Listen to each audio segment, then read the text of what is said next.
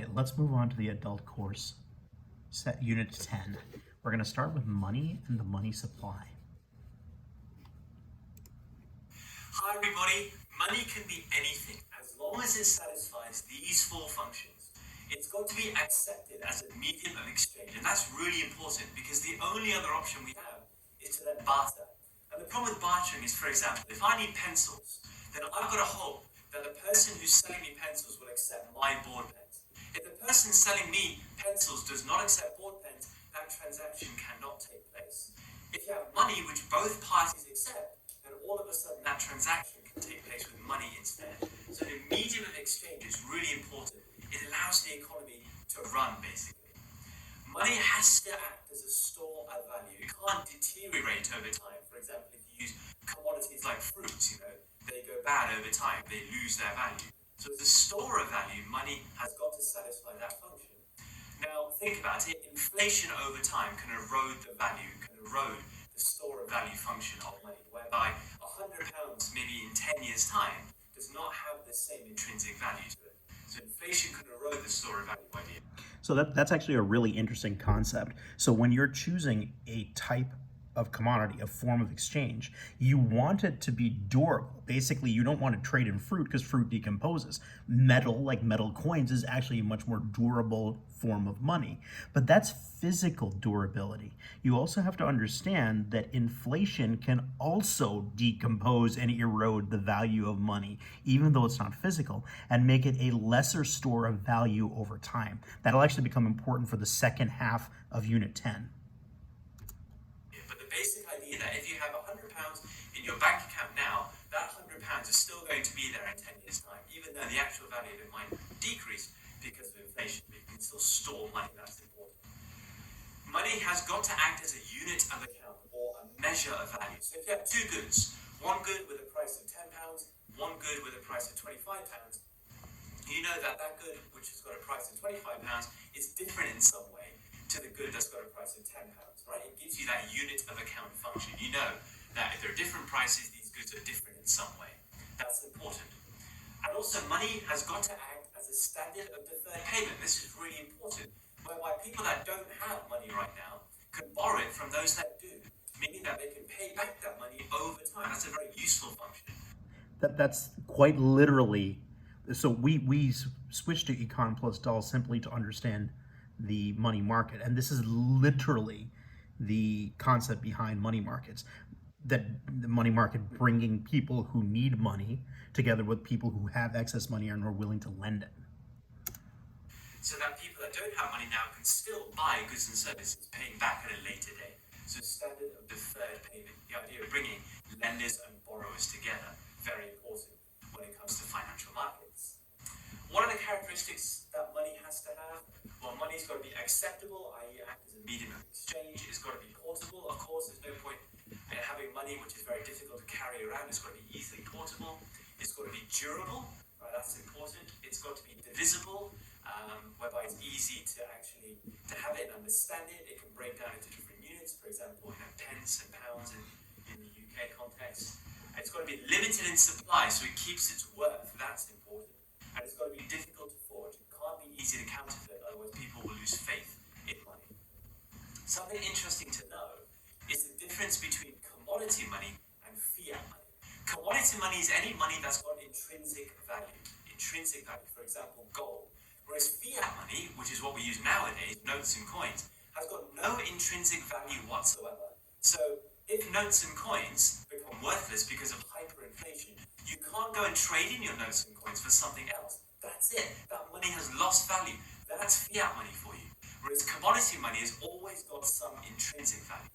If you go back 80 years, a lot of countries have what was known as the gold standard, whereby your money, your notes and coins, were backed by gold. So if there was hyperinflation which eroded the value of your notes and coins, you know that you could go to your central bank and trade it in for a certain amount of gold.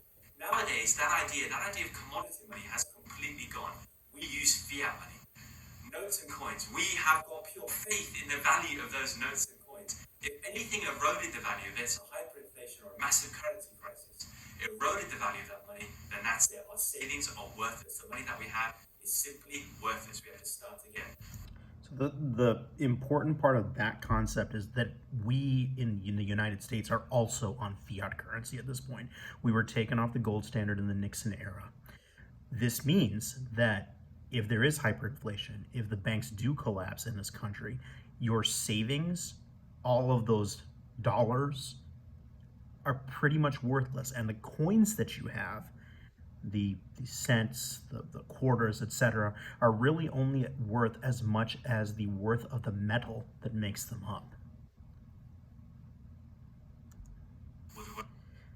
That actually then brings to the point, if the money, if we lose faith in the money, or if the money loses its value in the United States, what will actually become more valuable are the tangible goods that you own. So, for example, if you have a set of gardening tools, that will be worth far more than the notes and coins that are in your pocket. In that sort of a scenario where the financial system has collapsed. Whatever new money the government decides to print. That's an important thing to know. We move on to different types of money. Now, money doesn't just have to take the form of notes and coins. It can vary in liquidity, where liquidity is the ease at which money can be converted into cash. Well, if money is cash, that's the most highly liquid it can be, right? So yes, money can be notes and coins, what we know money to be. But money can also come in different types as well, which can complicate the idea of what we know as the money supply, which we'll come on to in a second. But notes and coins, of course, deposits, right? Deposits that individuals have in banks, that firms have in banks, that banks themselves have in the Bank of England, for example. Very, very highly liquid, that can easily be converted into cash. So deposits are also a very important type of money, highly liquid. You've also got something called near money. These are non-cash assets, but can be easily converted into money. So for example, a certificate of deposit, whereby you deposit your money in a bank, but for a fixed period of time. You get an interest rate on that over the period of time that you're keeping it in a bank, so maybe 5 years, but your money can't be taken out of that bank account in that 5-year period unless you pay quite a significant fee to do so. So in that sense, It took me a moment to think about that and reason that through, but a certificate of deposit, the short form of that you probably already know. This is when the bank offers you what's called a CD. The CD is the certificate of deposit. Money isn't as liquid as notes and coins or normal deposits, which can be taken out whenever you want, but still very highly liquid. It's going to become money that you can take out in only 5 years. So it's a non-cash asset, but it's still quite highly liquid. Another example of near money are bonds, for example, with maturity dates of 1 year, 3 year, 5 years. These bonds will mature in a short period of time, but you can also buy and sell them, so you can convert them to cash very easily. So not quite as liquid as these two, but still highly liquid, can be easily converted into cash. That's what we mean by near money. Let's now move on to look at different types of the money supply, what the money supply is. The money supply is just the total amount of money circulating in the economy. A very simple idea, but can get very complex to measure because of all the different types of money that exist, right? In the UK, we can look at things in very narrow terms, where we have something called M0, and that is a measure of the money supply, which includes simply the total amount of notes and coins out there in the economy, but also all the deposits that individuals have in bank accounts. For example, individual savers, for example, banks themselves that have got deposits in the Bank of England, for example, firms that might have deposits in banks as well. Now, we know that deposits is basically money, right? You can easily take it out and spend with it. So these two are very, very, very highly liquid forms of money. And that's what will be included in M0. You can see how that's a very narrow measure of the money supply. It's only including these very, very liquid forms of money. We know there are lots of other types of money that count as well. In the UK, we have things like M1, M2, M3, and M4. And as we move down these different numbers, we are adding more and more non-cash financial assets into our measure of the money supply. Now, these themselves are also highly liquid, but not as liquid as notes and coins and deposits. So the more we move into higher numbers for the money supply, so M1 to M2 to M3, we are adding slightly less liquid non-cash financial assets to the point where we finish with M4, which is a broad way of looking at the money supply. Well, yes, we still have notes and coins and deposits in our measure of the money supply, but we also have non-cash financial assets that can still be quite easily converted into cash included. For example, certificates of deposit. For example, bonds. The Bank of England will say that a Alongside notes and coins and deposits, also what's included and counts as money in M4 are non-cash financial assets with maturity dates of 5 years or less, i.e. that can be converted into cash in 5 years or less, or that can be bought and sold easily and be converted into cash.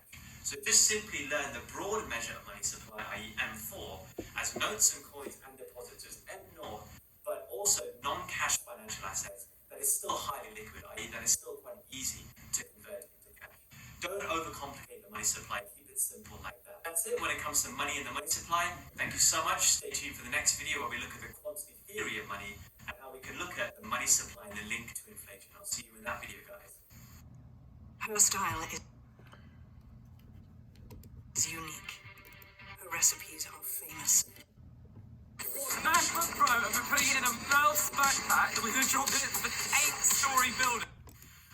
Okay, so we're going to go directly into the quantity theory of money. This is a very, very important lecture. Once it makes sense, you will start to understand why inflation is present. And you will also, once we discuss the difference between the Fisher, those who subscribe to the Fisher school of thoughts versus the Keynesians, you will understand why inflation rates have been soaring as of late, and not the change in inflation rates, which is what the government touts, but the actual gross inflation rate of the country, why it's been soaring in the last 4 years. Our government is being run by Keynesians, whereas in the past it has been run by Fisherians. Let's get into this because this is a really important theory. Hi everybody, the quantity theory of money is a theory that links growth rates in the money supply to growth rates in prices, i.e. inflation. It's a theory that's been around for many, many years, hundreds of years, going back to the 16th century, can you believe? But it's a theory that's been reinvigorated in the 20th century by economists like Irving Fisher, but most notably monetarists like Milton Friedman, who said that inflation is always and everywhere a monetary phenomenon. So for monetarists, this is the reason why there is inflation, the primary cause of inflation. And that's because it is a theory that links the money supply to inflation, a direct link between the two. So monetarists say this is the only reason why there is inflation in the economy. They will use the Fisher equation as the premise to explain this link between the money supply and inflation. We need to build to this Fisher equation where MV equals PQ. Let's do so by first understanding the different variables in this equation. M is the money supply, okay? So for example, M4, as we learned in my previous video. V is the velocity of circulation. That is the number of times that money changes hands in the economy. Think of it as the number of transactions that take place with a given amount of money. So let's take a £10 note. Let's say you've got a £10 note. You spend that £10, that generates income for somebody else. They then spend it. That generates income for somebody else. They then spend it, etc., etc. So the number of times that £10 is spent in the economy is V, the velocity of circulation. So the proper definition, the number of times a given amount of money is changing hands in an economy in a year. That's velocity of circulation. P is the average price level. Okay, so the average prices of final goods and services in the economy. That's basically going to be our inflation rate. And Q is the quantity of final goods and services sold in the economy, i.e. real GDP, right? So that's what Q is. That then takes us to this crucial identity, which is the Fisher equation. Now, by definition, MV must equal PQ. Let's understand. The left side of the equation, guys, is the expenditure side of the equation, the consumption side of the equation, where you've got the total amount of money circulating in the economy, i.e. the money supply, multiplied by the number of times that we're using it, the number of transactions taking place with that money supply. That gives us the total amount of spending taking place in the economy, right? That is the expenditure method to get GDP. That is nominal GDP right there, the expenditure method. So that is what we are buying in the economy with the amount of money that's out there. On the right-hand side, we have the value of what's sold in the economy. So the final quantity of goods and services in the economy, that's real GDP, multiplied by the price of them. So the price of them is current prices, okay? So if we take the quantity of goods and services sold in the economy, multiplied by their current prices, we get nominal GDP as well. This is the output method of calculating GDP. By definition, clearly, what is sold must have been bought by somebody. What is bought by people must have been sold by producers. The two clearly have to be equal to each other, and that's the point. It's an identity, guys. It's an identity. No one is questioning that identity. But that is the premise of the link between the money supply and inflation. Let's understand why by going to this equation here. So if we want to use the Fisher equation to isolate the impact on prices, let's change the equation to isolate prices. So I'll just rearrange the equation to get this. P equals MV divided by Q, and that tells you that there are three variables that could influence average prices in the economy, i.e. inflation. You've got the money supply, you've got the velocity of circulation, and you've got the quantity of final goods and services sold, i.e. real GDP. What monetarists say is that no, it's not three variables that can influence prices. It's only the money supply, because V and Q are fixed, and they prove this by looking at data over time. And they say that, look, take the velocity of circulation. Yes, V can change. So in a recession, for example, there might be less transactions taking place with the same amount of money. All right, so V can decrease in a recession. In a boom, V can increase. But they argue that V will not increase or decrease by enough to influence prices in the economy, the average price level in the economy, i.e. inflation. They say something similar about Q, which is real GDP. They say, look, if you look over time, real GDP is relatively constant. It doesn't change hugely. Look at the UK, for example. Since the 1970s, so let's go back just 50 years as an example here. Real GDP in the UK has always been around 2.5%, 2 to 2.5%. That's our trend rate of growth over a long, long period of time. Yes, there are deviations when we have recessions and booms, absolutely. But again, monetarists will argue that real GDP does not deviate by enough to have the influence on prices that we've seen. They'll have data to back that up. So what they say, if we go back to our Fisher equation, is that V is fixed and Q is fixed. They don't change by enough to have an influence on prices based on the data that they've used. That leads us to one very, very simple conclusion. That it's not V and Q that can influence prices, it's only N. So if we take V and Q out, look what's left. The change in prices can only be influenced by changes in the money supply. So if there is an increase in the growth rate of the money supply, monetarists will say, by definition, there will be an increase in inflation given a lag time, they will say. But that is the primary cause of inflation right there. Only changes in the money supply can lead to changes in the inflation rate. That is critically important because it's the definition of inflation. Inflation is more money chasing around the same quantity of goods. If there's more money chasing the same quantity of goods, that money is technically worth less. And so the prices to buy the goods must increase to compensate. Inflation is more money chasing the same quantity of goods. So you guys learn this as an alternative view of looking at causes of inflation. It's hotly debated though. Keynesians are the ones that will debate it very, very heavily. They say, whoa, monetarists, just whoa. Take a chill pill and relax for 1 second. This assumption that V and Q is fixed is ludicrous, especially the idea of V. How on earth is V fixed? They say. And let's say, look, for example, in a recession, there is no way that V is fixed. V can decrease significantly in a recession. There is no way you can argue that it's fixed. And as a result, there might not be this direct link between the money supply and inflation. Here's an example for you. So let's say, look, in a recession, the money supply can increase so much, but there might be a liquidity trap where that increase in the money supply is not filtering through to the rest of the economy. It's being hoarded, maybe by banks, for example. They're not lending it out. And that is going to reduce significantly the quantity of transactions taking place, i.e. the velocity of circulation, the number of transactions taking place, will drop significantly, whereby that increase in the money supply is not going to feed through to an increase in the inflation rate. So Keynesians will say in a recession, this theory doesn't hold at all, where big increases in the money supply do not feed through to higher inflation rates. That's the debate, and that's why this has not come through to the mainstream, whereby this is the accepted theory of it. Do you want to know how we know currently the Keynesians are wrong? It's because of what's going on right now in American economy. Currently, we are shoveling money to foreign conflicts. Ukraine comes to mind, where billions upon billions upon billions of dollars are being funneled to Ukraine. Where is that money coming from? When you realize that the Fed is actually printing money that is then getting shunted to Ukraine, you realize that the Fed has been adjusting the M value. Have you noticed the price of your goods?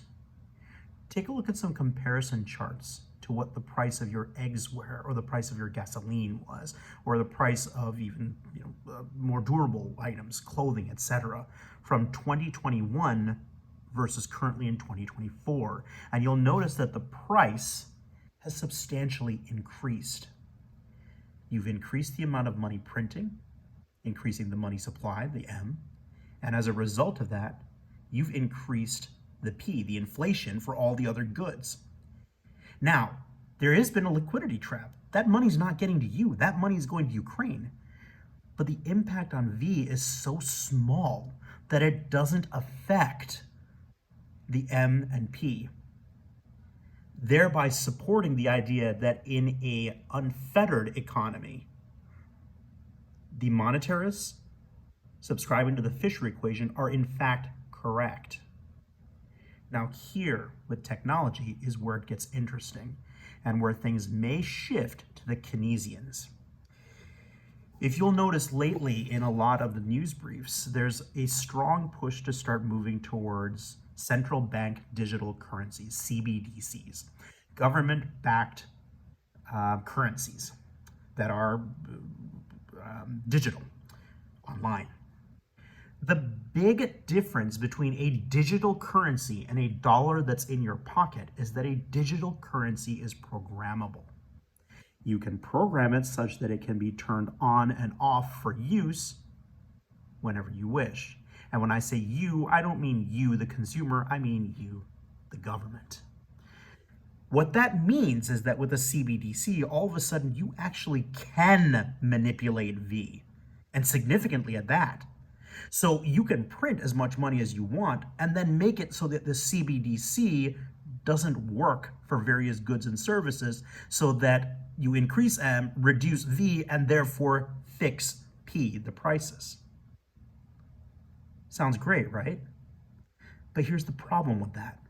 The government is now deciding who can buy what. So what does it matter what the price is if you can't buy the good anyway? This is the danger of a central bank digital currency. It shifts us from a monetarist policies that are beholden to the Fisher equation and grant us the greatest freedom of choice in that which we buy, and shifts us over to a Keynesian theory style of money, wherein our money, the central bank digital currency, can be turned on or off at the government's whim whenever they want to print money for causes that they want, such as war and other conflicts, thereby reducing your choice of what you can buy, even though it does happen to keep prices stable. Inflation, because there are still hot debates about it, lots of controversy about it. If you guys go on and study economics at university, you can maybe research this in more detail and see for yourself if this is the primary cause of inflation. But you guys learn it as an alternative view. Remember, this is an identity. So if ever you need to make calculations using the quantity theory of money, just always make sure that the left side of the equation equals the right side. But now you've got a deeper understanding of why monetarists will say, like Milton Friedman, that inflation is always and everywhere a monetary phenomenon. There is hot debate about it as well. Very interesting stuff. Thank you so much for watching, guys. I'll see you all in the next video. Just remember, if you want freedom of choice, be a monetarist. Because the only way the Keynesian theory works is if the government puts its finger down on the scales of the economy.